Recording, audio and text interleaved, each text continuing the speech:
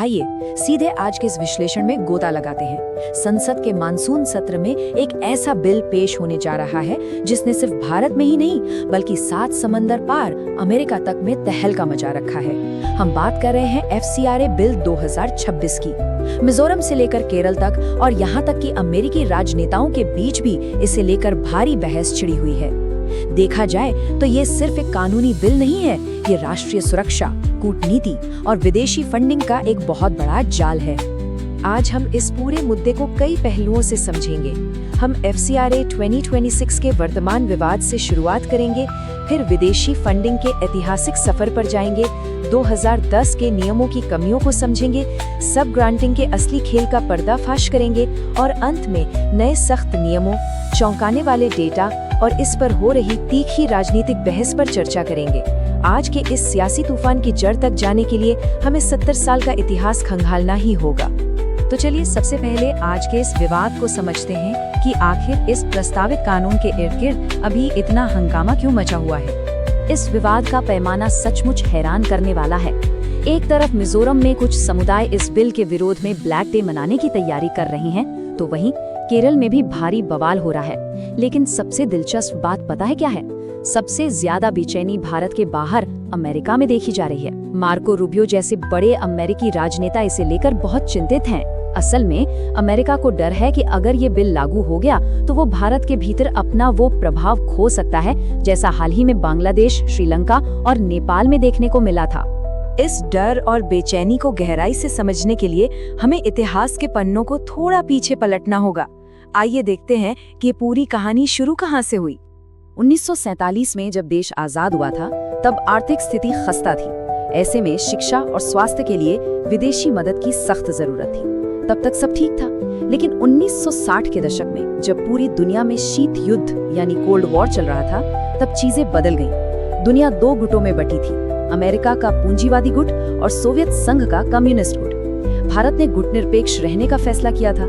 ऐसे में दोनों महाशक्तियों ने भारत को अपने पाले में करने के लिए सॉफ्ट पावर का इस्तेमाल किया और यहाँ के NGO और मीडिया में पानी की तरह पैसा बहाना शुरू कर दिया। अगर हम इस टाइमलाइन को ध्यान से देखें, 1947 की जरूरत और 60 के दशक के सॉफ्ट पावर के बाद कहानी में सबसे बड़ा मोड़ आया 1971 में।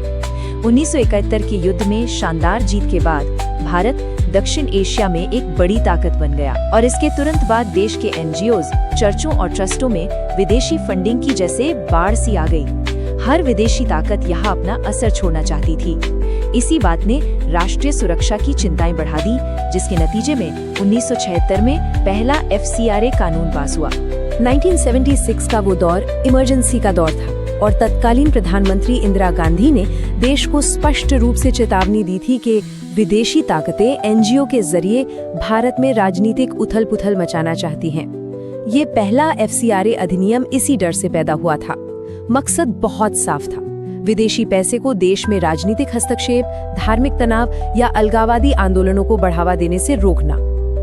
1976 के कानून से कुछ सालों तक तो चीजें नियंत्रण में रहीं, लेकिन 1991 के आर्थिक उदारीकरण के बाद हालात फिर बदल गए। NGO की संख्या दर्जनों से बढ़कर लाखों में पहुंच गई। आइए देखते हैं कि इसके बाद 2010 में नियम कैसे बदले। जब लाखों NGO बन गए तो भारी मात्रा में आ रहे इस विदेशी पैसे को ट्रैक करना पुराने कानून के बस की बात नहीं रही। इसलिए 2010 में डॉक्टर मनमोहन सिंह की UPA सरकार ने नियमों में बड़े बदलाव किए। 4 मुख्य शर्तें रखी गईं: अनिवार्य पंजीकरण, हर 5 साल में लाइसेंस का नवीनीकरण, विदेशी फंडिंग के लिए एक अलग बैंक खाता और गृह मंत्रालय की सख्त निगरानी। सरकार चाहती थी कि पैसे के एक रुपए का हिसाब रखा जा सके। लेकिन इतने नियमों के बावजूद एक बहुत बड़ा सिरदर्द बाकी था और वो था सब ग्रांटिंग का लूप होल। ये एक ऐसा कानूनी अंधापन था जहां पंजीकृत बड़े NGO अपना विदेशी फंड बहुत ही गुपचुप तरीके से छोटे और बिना लाइसेंस वाले संगठनों को ट्रांसफर कर देते थे। ये सिस्टम को खोखला करने वाला एक ऐसा रास्ता था जिसने सारी सरकारी निगरानी को फेल कर दिया था। अब आप सोच रहे होंगे कि ये काम कैसे करता था। आइए इस सब ग्रांटिंग के असली खेल को थोड़ा करीब से समझते हैं। इसे ऐसे समझिए, मान लीजिए एक बड़ा NGO है A, जिसे विदेश से चैरिटी के नाम पर 100 करोड़ रुपए मिलते हैं। कानूनी रूप से सब एकदम सही है, लेकिन फिर इस पैसे में से 20 करोड़ रुपए छोटे छोटे एनजीओज को डाइवर्ट कर देता है जिनके पास कोई एफसीआरए लाइसेंस नहीं है।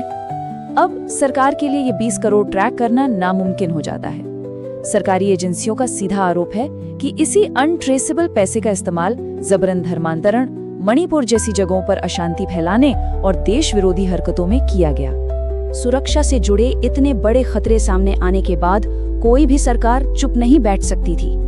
आइए देखते हैं कि इन खतरों से निपटने के लिए एफसीआरए 2.0 के रूप में क्या सख्त कदम उठाए गए। 2020 से लेकर 2026 के इस नए बिल तक गृह मंत्री अमित शाह ने कड़े उपाय लागू किए हैं। सबसे बड़ा बदलाव, सब ग्रांटिंग पर पूरी तरह से बैन। अब कोई भी एनजीओ अपना विदेशी पैसा किसी दूसरे को नहीं दे सकता।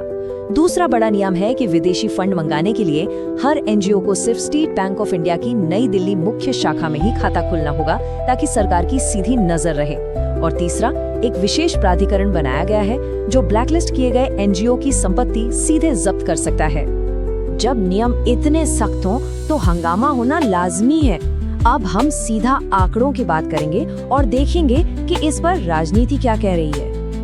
जरा इन आंकड़ों पर गौर कीजिए, ये वाकई चौंकाने वाले हैं। आज की तारीख में देश में 14,450 सक्रिय एफसीआरए लाइसेंस हैं, लेकिन ध्यान देने वाली बात ये है कि 19,000 से अधिक एनजीओ के लाइसेंस रद्द या ब्लैकलिस्ट किए जा चुके हैं।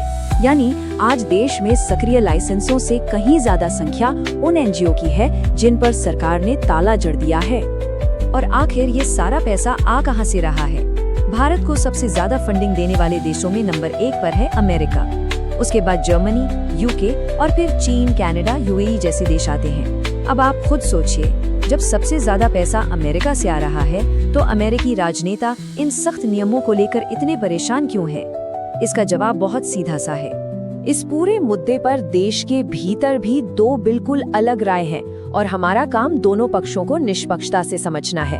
सरकार का तर्क है कि ये सफाई अभियान राष्ट्रीय सुरक्षा के लिए बेहद जरूरी है और इससे सच्चे समाज सेवा के काम को कोई खतरा नहीं है। दूसरी तरफ टीएमसी, कांग्रेस और डीएमके जैसे विपक्ष का आरोप है कि ये सरकार की तानाशाही है। उनका कहना है कि सरकार अपनी आलोचना करने वालों को कुचलना चाहती है और इतनी भारी कागजी कार्रवाई से दूर दराज के आदिवासी इलाकों में काम करने वाले छोटे एनजीओ का काम पूरी तरह से ठप हो जाएगा। तो इस पूरे विश्लेषण के बाद एक बहुत बड़ा सवाल हमारे सामने खड़ा हो जाता है। क्या कड़ा और सख्त वित्तीय विनियमन वास्तव में एक देश की राष्ट्रीय संप्रभुता की रक्षा करता है, या क्या ये धीरे धीरे जमीनी स्तर पर काम कर रही स्वतंत्र आवाजों और सामाजिक कार्यों का गला घोंट देता है? ये एक ऐसा सवाल है जो आने वाले समय में भी गूंजता रहेगा। आज के इस विश्लेषण में हमारे साथ गहराई तक जाने के लिए आपका बहुत बहुत धन्यवाद।